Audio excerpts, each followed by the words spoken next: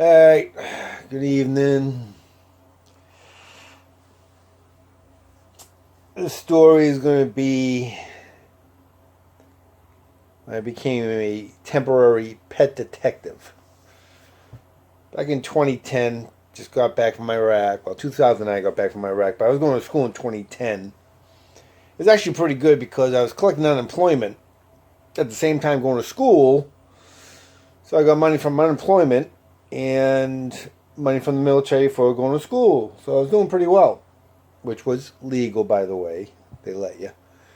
And a friend of mine calls me and like, hey, can you do me a favor? I was like, sure. She's like, a friend of mine, dog got stolen.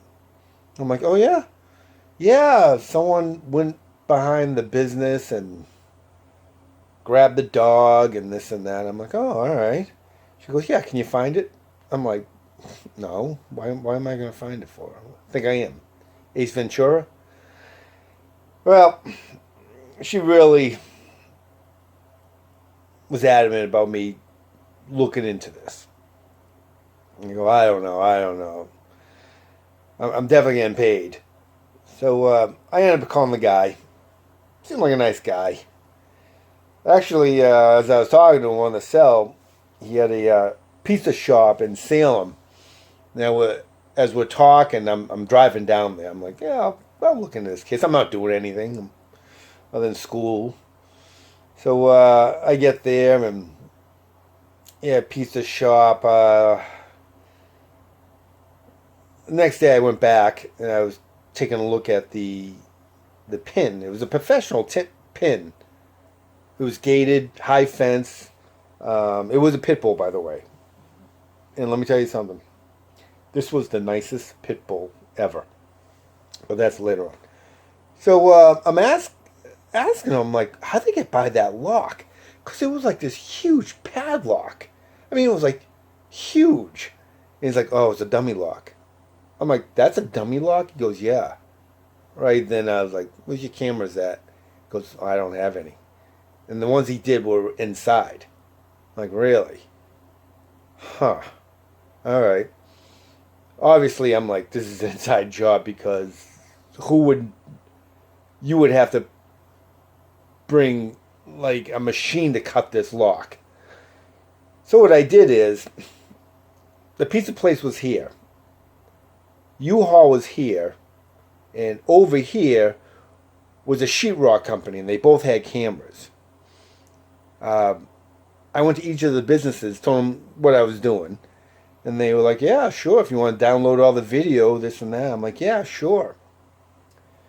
It took me, I think, a week and a half to go over that video, cross-referencing the times of the dog. The dog was stolen between 8 and 10, and I'm looking at the screen of all the vehicles going by because there's literally close to 1,000 vehicles going by this business.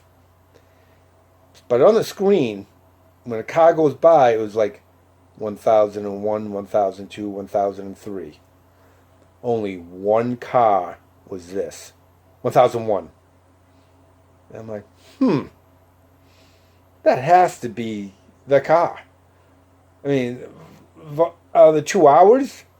So I extracted a picture from that image, and I went to the owner, and I go, "Yeah, do me a favor. I'm going to be able to find your dog." He's like, "You really?" He was all excited. The family was too.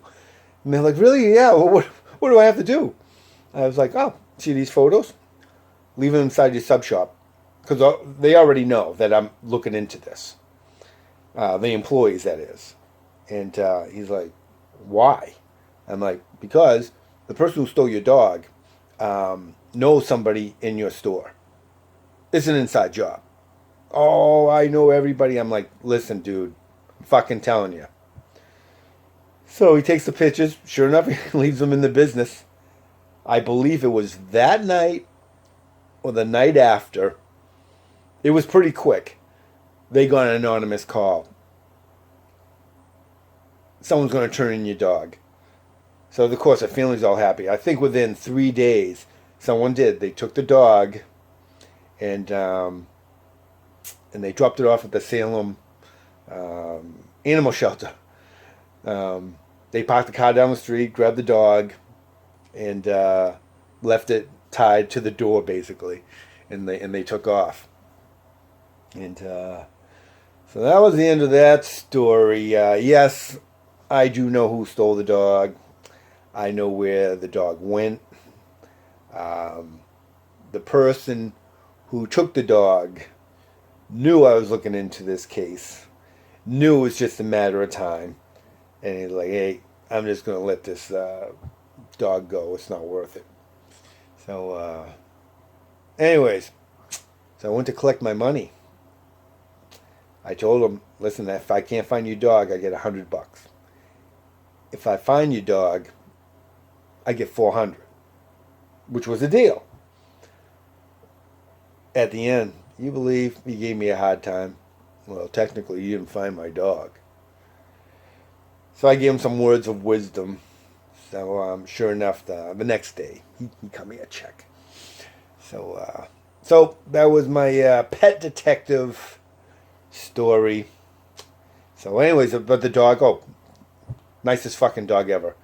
If you broke into this guy's house, this dog would show you where the silverware was. I mean, the dog was very happy to be back. All right, kids, that's the story for tonight.